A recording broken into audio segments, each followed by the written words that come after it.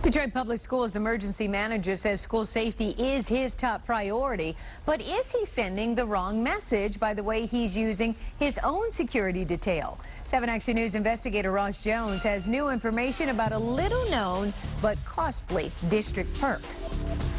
Roy Roberts says this is the most important job of his life, and it's not easy work. But as DPS students struggle to feel safe in their classrooms, why is Roberts spending so much district money just to protect himself? Since joining Detroit Public Schools in May, emergency manager Roy Roberts has made bringing down the district's massive deficit one of his top priorities. But for many parents and students, the numbers that most concern them aren't found on a balance sheet.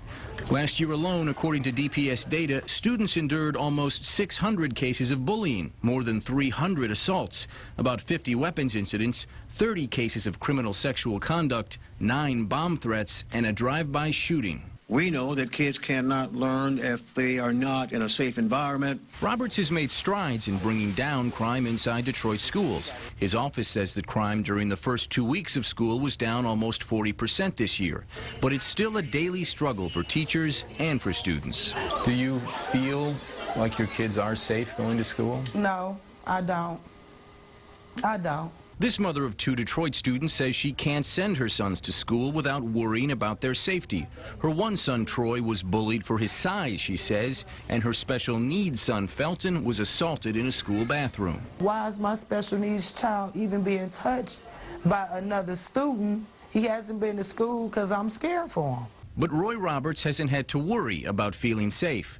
Since May, when he started at DPS, he's had 2 full-time district police officers assigned to protect just him. That's them getting into the $40,000 Chevy Tahoe purchased to chauffeur Roberts around town.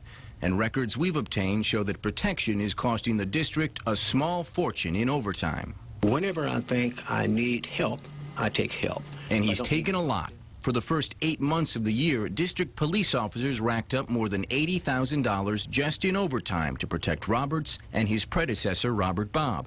Bob left the district earlier this year. Roberts' 2 guards routinely work long nights that sometimes stretch into the next morning. They even provide weekend protection. On a Saturday in October, one guard's day started at 7 a.m. and didn't end until 12 hours later. He wasn't alone. Robert's second security guard was working that Saturday, too.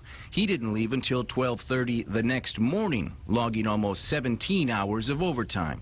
On a weekend in June, records show one guard worked without sleep 62 straight hours to protect Roberts from 6 a.m. June 1st to 8 p.m. on June 3rd.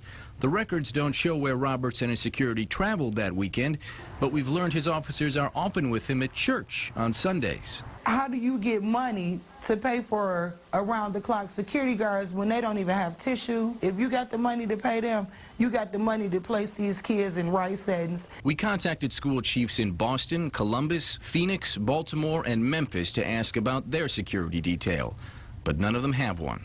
I'm really not going to waste much time on the peanuts. I got to worry about the big dollars. Roberts is making no apologies tonight, saying other DPS superintendents have had security provided to them, and he should be no different.